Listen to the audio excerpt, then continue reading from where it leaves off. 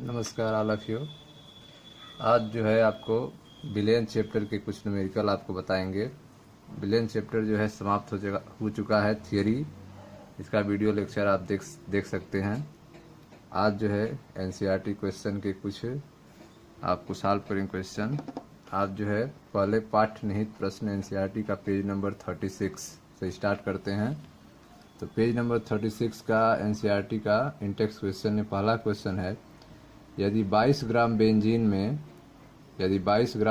में 122 gram carbon tetrachloride घुली हो तो बेंजीन और कार्बन टेट्राक्लोराइड के द्रव्यमान प्रतिशत की गणना कीजिए। ठीक है, तो 22 ग्राम बेंजीन में 122 ग्राम कार्बन टेट्राक्लोराइड घुली है तो बेंजीन और कार्बन टेट्राक्लोराइड के द्रव्यमान प्रतिशत की गणना कीजिए। तो यहाँ पे आपको द्रव्यमान प्रतिशत की गणना करना है। तो द्रव्यमान प्रतिशत का आपको फार्मूला हम बताए हैं। ठीक है, अवयव का द्रव्यमान परसेंट बराबर, ठीक है, इस तरह का फार्मूला, अवयव का द्रव्यमान परसेंट बराबर बिलियन में उपस्थित अवयव का द्रव्यमान बटे बिलियन का कुल द्रव्यमान गुणे 100। ठीक है, तो इस फार्मूला का यूज करके यह पहला क्वेश्चन सॉल्व किया जाएगा। देखते हैं कैसे सॉल्व होगा। चलिए देखिए ध्यान से, यह पहला एनसीईआरटी का पहला क्वेश्चन इंटेक्स का। बेंजीन का द्रव्यमान क्वेश्चन में दिया हुआ है, कितना दिया है 22 ग्राम। ठीक है, बेंजीन का द्रव्यमान दिया है 22 ग्राम। CCl4 कार्बन टेट्राक्लोराइड का द्रव्यमान दिया है 122 ग्राम। ठीक है, 122 ग्राम दिया है कार्बन टेट्राक्लोराइड का द्रव्यमान। बेंजीन और कार्बन टेट्राक्लोराइड के द्रव्यमान प्रतिशत की गणना करना है। ठीक है, बेंजीन और कार्बन टेट्राक्लोराइड के द्रव्यमान परसेंट को आपको निकालना है। ये क्वेश्चन मार्क है आपका। तो आपको फार्मूला बताया गया है कि अवयव का द्रव्यमान परसेंट बराबर बिलियन में उपस्थित अवयव का द्रव्यमान, बिलियन में उपस्थित अवयव का द्रव्यमान बटे बिलियन का कुल द्रव्यमान गुणे 100। ठीक है, तब जो है अब आपको अवयव यहाँ पर कौन है, बेंजीन है और कार्बन टेट्राक्लोराइड है। इन दोनों का द्रव्यमान परसेंट निकालना है। तो जिसका निकालना होगा उसका यहाँ पे द्रव्यमान लिखेंगे और बिलियन का कुल द्रव्यमान। तो पहले हम बिलियन का कुल द्रव्यमान निकाल लेते हैं, तब फार्मूला का यूज करेंगे। तो बिलियन का कुल द्रव्यमान, तो बिलियन में दो लोग हैं, बेंजीन है और कार्बन टेट्राक्लोराइड है। तो बेंजीन का द्रव्यमान प्लस कार्बन टेट्राक्लोराइड का द्रव्यमान। तो प्रश्न के अनुसार बेंजीन का द्रव्यमान कितना दिया है 22 ग्राम और कार्बन टेट्राक्लोराइड का द्रव्यमान कितना है 122 ग्राम। ठीक है, अब 22 और 122 को ऐड किए 144 ग्राम। तो बिलियन का कुल द्रव्यमान निकल गया आपका 144 ग्राम। ठीक है, अब जो है सूत्र लगाते हैं, अवयव का द्रव्यमान मतलब बेंजीन का द्रव्यमान परसेंट बराबर बिलियन में उपस्थित अवयव का द्रव्यमान। तो बिलियन में बेंजीन कितना है 22 ग्राम है और बटे बिलियन का कुल द्रव्यमान, तो कुल द्रव्यमान कितना 144 गुणे 100। ठीक है, तो अब जो है इसको सॉल्व करेंगे आप, 22 में 100 का गुणा करेंगे, 2200 में 144 का भाग देंगे तो आएगा 15.28%। तो यह बेंजीन का द्रव्यमान परसेंट हो गया। CCl4 का द्रव्यमान परसेंट कितना होगा, ठीक है, कार्बन टेट्राक्लोराइड का द्रव्यमान परसेंट, तो टोटल द्रव्यमान परसेंट 100 होता है। तो एक निकल चुका है तो दूसरा 100 में से आप माइनस कर देंगे तो वह निकल जाएगा। ठीक है, तो इस तरह से CCl4 का द्रव्यमान परसेंट 100 माइनस जो आया है आपका पहला वाला 15.28, तो माइनस करने पे आ गया 84.72%। तो इस तरह से CCl4 का द्रव्यमान परसेंट निकल चुका है। ठीक है, या फिर इस तरह से कर सकते हैं, या फिर जो है आप जो है जैसे बेंजीन का निकाले हैं उस तरह से CCl4 का भी निकाल सकते हैं। CCl4 का द्रव्यमान परसेंट बराबर CCl4 का द्रव्यमान, ठीक है, 122 बटे 144 गुणे 100। तब भी ऐसा करेंगे तब भी आपका आंसर यही आएगा। ठीक, अब आप देखो क्वेश्चन नंबर 2। क्वेश्चन नंबर 2 है आपका, 1 बिलियन में बेंजीन का 30 पर द्रव्यमान 30%। देखें क्वेश्चन नंबर 2 देखें, 1 बिलियन में बेंजीन का 30, ठीक है, द्रव्यमान परसेंट कार्बन टेट्राक्लोराइड में घुला हुआ हो तो बेंजीन के मोल अंश की गणना कीजिए। ठीक है, तो यहाँ पे बेंजीन का मोल अंश आपको निकालना है। तो मोल अंश का फार्मूला आपको बताया गया है। ठीक है, कि मोल अंश निकालने के लिए अवयव का मोल अंश बराबर अवयव के मोलों की संख्या बटे सभी अवयव के कुल मोलों की संख्या। ठीक है, तो यहाँ पे 30% द्रव्यमान कार्बन टेट्राक्लोराइड में घुला हुआ है। ठीक है, तो टोटल हमको कितना है, यह 30% किसमें है, 100 में है। अर्थात आपको मान लेना पड़ेगा कि विलयन का द्रव्यमान कितना है, 100 ग्राम। तो बेंजीन का द्रव्यमान प्रश्न में कितना दिया है, 30%। 30% द्रव्यमान मतलब 30 ग्राम। ठीक है, 30 ग्राम। तो बच के कितने, 100 में 100 में से 30 माइनस करेंगे तो 70 आएगा। तो 70 ग्राम क्या हो जाएगा, कार्बन टेट्राक्लोराइड हो जाएगा। ठीक है ना। तो इस तरह बेंजीन का द्रव्यमान 30 ग्राम हो गया और CCl4 का द्रव्यमान कितना हो गया, 70 ग्राम। ठीक, तो अब आपको मोलों की संख्या निकालना है। ठीक है, तो मोलों की संख्या वेट बाई मॉलिक्यूलर वेट से। ठीक है, तो आणविक द्रव्यमान भी आपको निकालना पड़ेगा बेंजीन का और CCl4 का। जब आणविक द्रव्यमान निकल जाएगा तब जो है मोलों की संख्या निकल पाएगी। तो आणविक द्रव्यमान बेंजीन का कितना होता है, C6H6। तो यह आपको आ जाएगा 78 ग्राम पर मोल, 78 ग्राम पर मोल आ जाएगा। और CCl4 का आणविक द्रव्यमान तो 154 ग्राम पर मोल आ जाएगा। ठीक है, उसके बाद जो है आप फार्मूला का यूज करेंगे। देखिए कैसे करते हैं ध्यान से। तो मोल अंश आपको निकालना था, तो आप देखें अवयव का मोल अंश बराबर अवयव के मोलों की संख्या बटे सभी अवयव के कुल मोलों की संख्या। तो आप जो है अवयव के मोलों की संख्या निकालें पहले। तो मान लीजिए, माना विलयन का द्रव्यमान 100 ग्राम है। विलयन का द्रव्यमान कितना है, 100 ग्राम। तो प्रश्न के अनुसार बेंजीन का द्रव्यमान 30% द्रव्यमान दिया हुआ है। तो इसका मतलब बेंजीन का द्रव्यमान कितना होगा, 30 ग्राम। बेंजीन का द्रव्यमान 30 ग्राम। तो CCl4 का द्रव्यमान कितना होगा, तो 100 माइनस 30 बराबर 70 ग्राम। ठीक है, तो कार्बन टेट्राक्लोराइड का द्रव्यमान हो गया 70 ग्राम। ठीक, अब जो है बेंजीन का आणविक द्रव्यमान 78 ग्राम पर मोल होगा। बेंजीन का आणविक द्रव्यमान C6H6 का आप निकालेंगे तो 78 ग्राम पर मोल आएगा। CCl4 का आणविक द्रव्यमान आएगा 154 ग्राम पर मोल। ठीक है, तो यह दोनों का आणविक द्रव्यमान हो गया। अब जो है मोलों की संख्या निकालिए दोनों के लिए।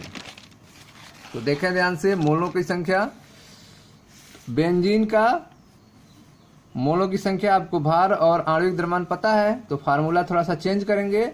बेंजीन का मोल अंश बराबर, ठीक है, तो बेंजीन का भार बटे बेंजीन का आणविक द्रव्यमान, यह हो गया।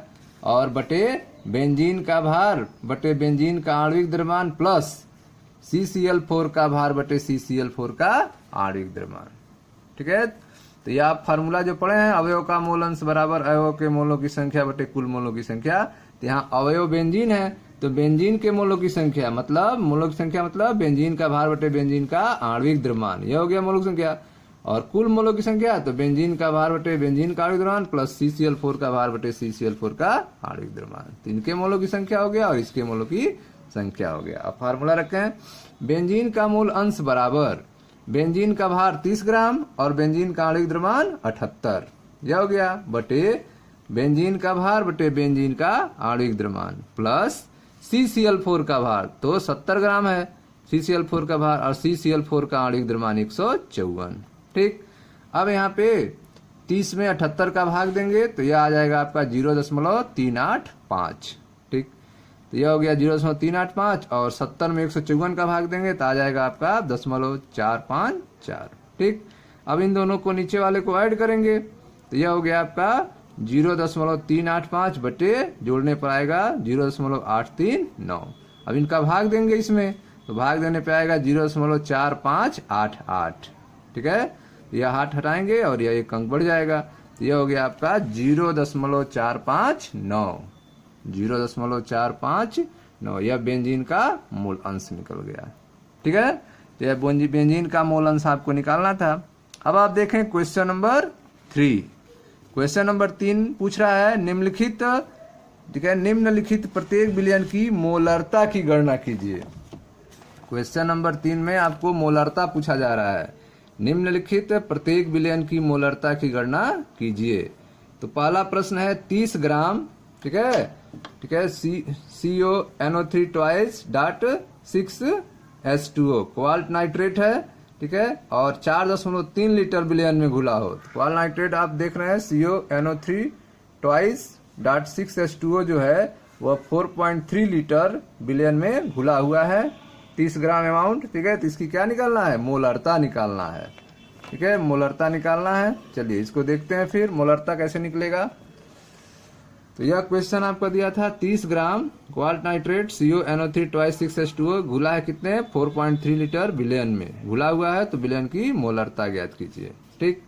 तो मोलरता का फार्मूला आप पढ़े हो, बिलियन की मोलरता बराबर विलेय के मोलों की संख्या बटे बिलियन का आयतन लीटर में, ठीक। तो पहले आप क्या निकालोगे, विलेय के मोलों की संख्या निकालना पड़ेगा, क्योंकि मोलों की संख्या नहीं दिया हुआ है, ठीक।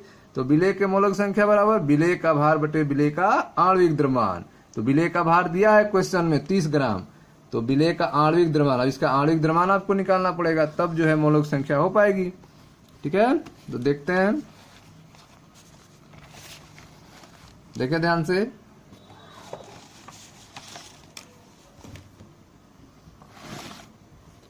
बिलियन का आयतन 4.3 लीटर, बिलियन की मोलरता विलेय के मोलों की संख्या बटे बिलियन का आयतन लीटर में, विलेय के मोलों की संख्या बराबर विलेय का भार बटे विलेय का आणविक द्रव्यमान।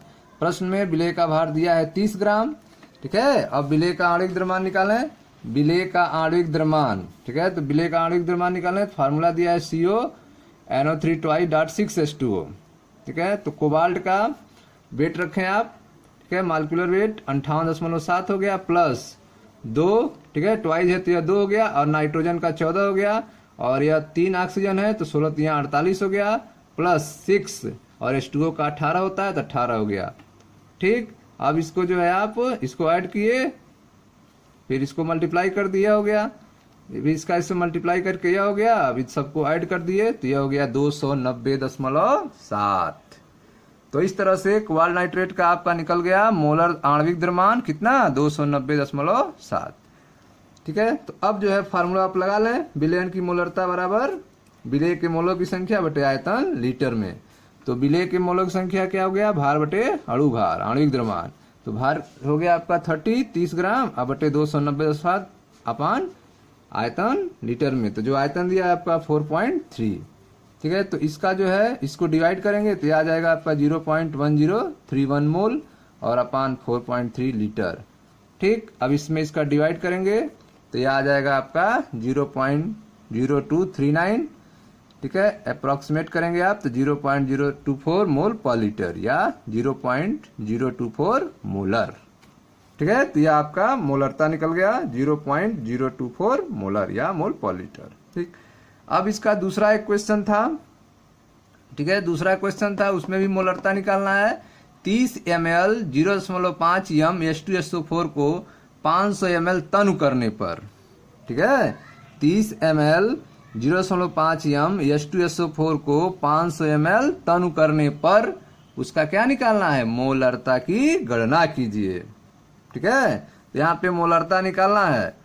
तो इस क्वेश्चन को सॉल्व करने के 2 तरीके हैं। एक नॉर्मल आसान तरीका देखते हैं, मोलरता समीकरण से, मोलरता समीकरण का यूज करते हैं। तो मोलरता समीकरण आप देखो, तनुता से पूर्व की मोलरता, ठीक है, तनुता से पूर्व बराबर तनुता के बाद माने M1 V1 बराबर M2 V2, ठीक है।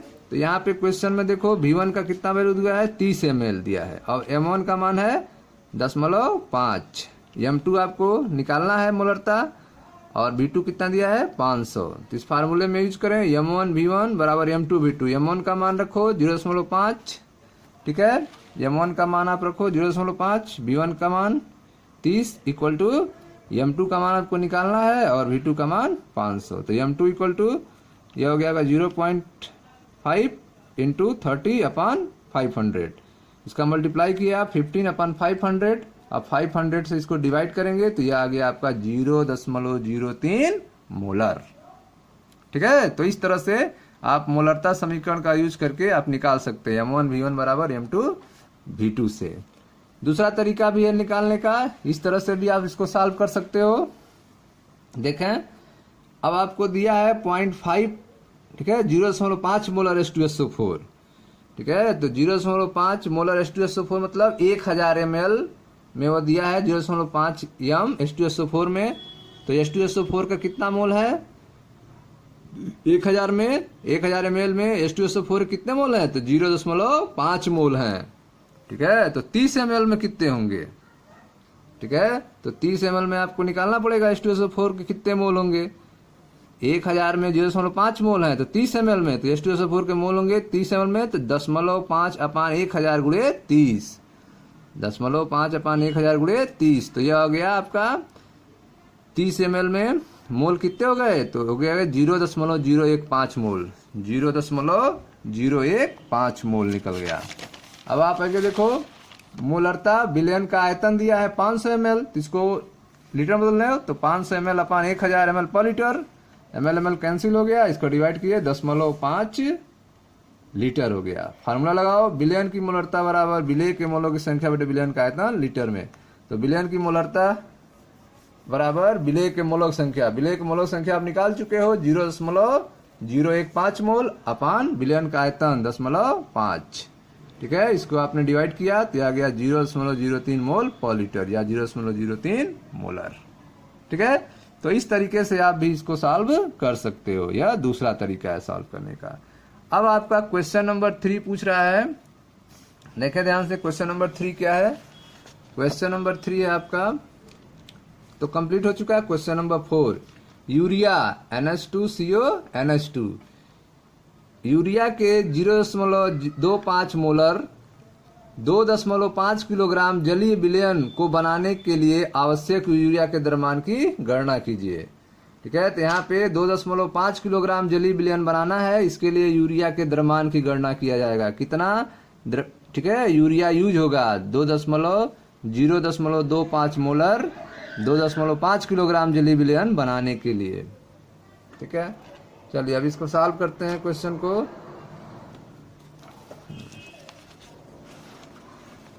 अब देखें ध्यान से, तो पहले जो है आपको यूरिया का आणविक द्रव्यमान निकालें। यूरिया का आणविक द्रव्यमान NH2CO NH2, तो 2 नाइट्रोजन है, एक का 14 होगा तो 14 गुणे 2 हो गया, प्लस हाइड्रोजन का 1 होता है, तो ठीक है। कार्बन का देखते हैं, कार्बन 1 है, यह 12 हो गया, 12 गुणे 1, ठीक है। उसी तरह हाइड्रोजन 2 और 2 4 हो गए, तो 4 गुणे 1 हो गया, और ऑक्सीजन अकेला है तो उसका 16 गुणे 1 हो गया, सबको ऐड कर दिए, ये हो गया 60 ग्राम पर मोल।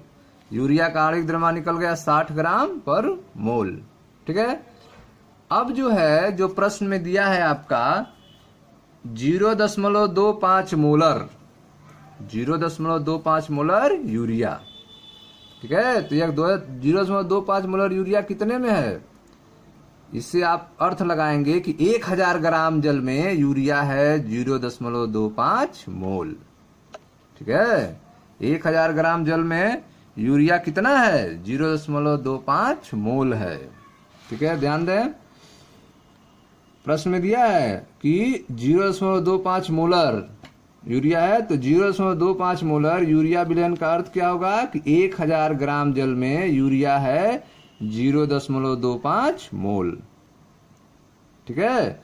तो आप जानते हैं फार्मूला कि मोलों की संख्या बराबर वेट बाई मॉलिक्यूलर वेट होता है, ठीक है। तो वेट कितना होगा, तो मोलों की संख्या इंटू मॉलिक्यूलर वेट, ठीक है। मोलों की संख्या इंटू मॉलिक्यूलर वेट, तो वेट कितना होगा, तो मोलों की संख्या, तो 1000 ग्राम में जल में यूरिया का मोल कितना है 0.25, और मॉलिक्यूलर वेट कितना है यूरिया का 60 है, ठीक है। तो कितना आ गया 15 ग्राम, 15 ग्राम।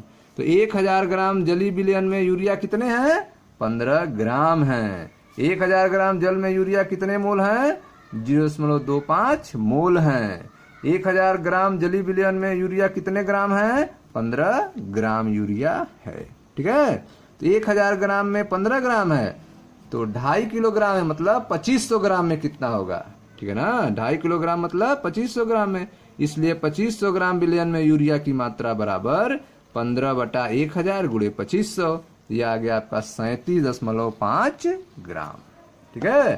तो 2.5 किलोग्राम जलीय विलयन में यूरिया की मात्रा कितनी होगी, 37.5 ग्राम होगी, ठीक है। तो ऐसे इसको सॉल्व करेंगे। अब आप देखो क्वेश्चन नंबर 5, क्वेश्चन नंबर 5 है आपका, यह दिया है 20% वेट बाय वेट जलीय विलयन पोटेशियम आयोडाइड का घनत्व दिया है 1.202 ग्राम पर मिलीलीटर, ठीक है। हो तो पोटेशियम आयोडाइड विलयन की मोलरता मोल अंश ज्ञात कीजिए। इसमें 3 चीज निकालना है आपको। 20% वेट बाय वेट जली विलयन पोटेशियम आयोडाइड है, घनत्व दिया हुआ है, मोलरता और मोल अंश निकालना है। ठीक है, तो 20% वेट बाय वेट जली विलयन KI विलयन का अर्थ क्या है?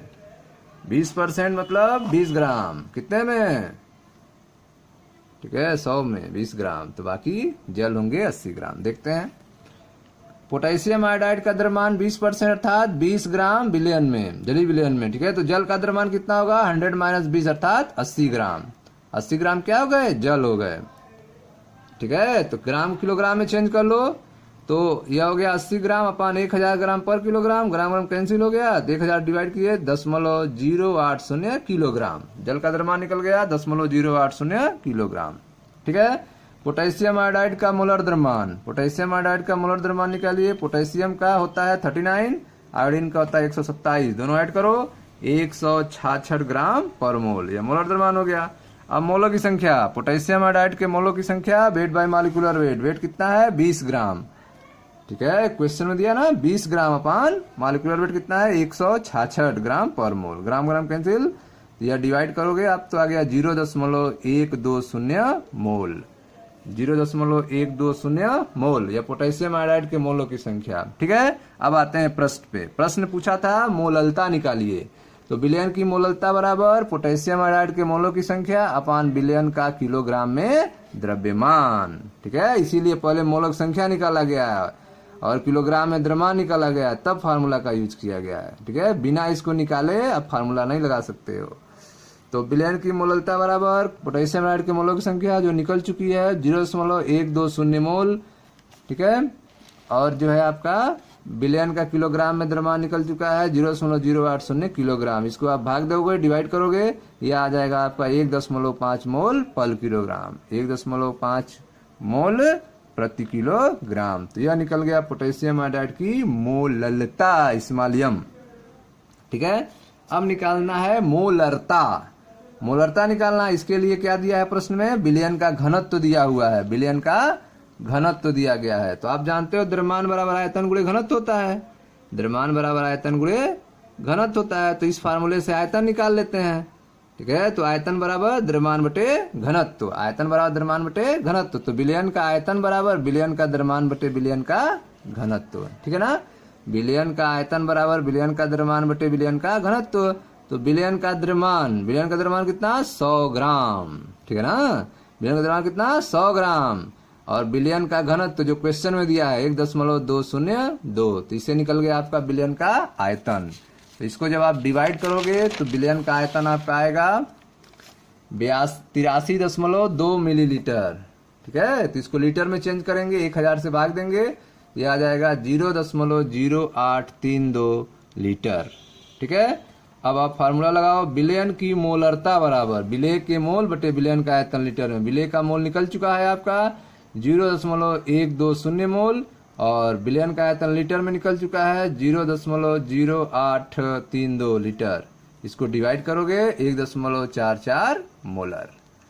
ठीक है, तो इस तरह से मोलरता निकल गई आपका 1.44 मोलर। इसमें घनत्व दिया था, घनत्व की सहायता से आपने आयतन निकाला है, उसके बाद यूज किया है फार्मूले में। अब आप देखो पोटेशियम आयोडाइड का मोल अंश निकालना था, पोटेशियम आयोडाइड का मोल अंश। तो पोटेशियम आयोडाइड के मोलों की संख्या आप निकाल चुके हो 0.120 मोल। ठीक है, तो जल के मोलों की संख्या कितनी होगी, क्योंकि इसका भी यूज होगा फार्मूले में। पोटेशियम आयोडाइड का मोल अंश क्या होगा? पोटेशियम आयोडाइड के मोलों की संख्या बटे विलयन में मोलों की कुल संख्या। तो जब विलयन में मोलों की कुल संख्या लोगे तो वहां पे आपको पोटेशियम आयोडाइड के मोलों की संख्या भी रखना पड़ेगा और जल के मोलों की संख्या भी रखना पड़ेगा। इसलिए पहले जल के मोलों की संख्या भी निकाल लेते हैं। तो जल के मोलों की संख्या बराबर जल का द्रव्यमान बटे जल का मोलर द्रव्यमान। ठीक है, तो जल का द्रव्यमान कितना है तक? ठीक है, 80 ग्राम हो जाएगा। कितना हो जाएगा? 80 ग्राम हो जाएगा। ठीक है, 20% पोटेशियम आयोडाइड ही है अर्थात 20 ग्राम, तो 80 ग्राम जल हो गया। अब H2O का मोलर द्रव्यमान, तो H2O का मोलर द्रव्यमान बराबर हाइड्रोजन 2 है, हाइड्रोजन का 1 होता है, 2 हो गया, मल्टीप्लाई 2 हो गया, प्लस ऑक्सीजन का 16 ऐड किया 18 हो गया। ठीक है, तो H2O के मोलर संख्या weight by molecular wait, gram cancel हो गया, तो यह हो गया 4.44 मोल। 4.44 मोल। फार्मूला लगाओ, पोटेशियम आयोडाइड का मोल अंश बराबर, पोटेशियम आयोडाइड का मोल अंश बराबर पोटेशियम आयोडाइड के मोलों की संख्या बटे विलयन में कुल मोलों की संख्या। पोटेशियम आयोडाइड का मोल अंश 0.120 अपान 0.120 प्लस 4.44। ठीक है, इस नीचे वाले को ऐड कर दिए, अब इसको डिवाइड कर दिए, तो ये आ गया आपका 0.0263 मोल। ठीक है ना। तो इस तरह से आपने देखा एनसीईआरटी पेज नंबर 36 का पाठ्य निहित प्रश्न, जिसमें 5 क्वेश्चन थे। ठीक है, इन 5 क्वेश्चन का सोल्यूशन आपको बता दिया गया है। ठीक है, इस वीडियो को बार बार आप देखो, लाइक करो, शेयर करो, सब्सक्राइब करो। धन्यवाद।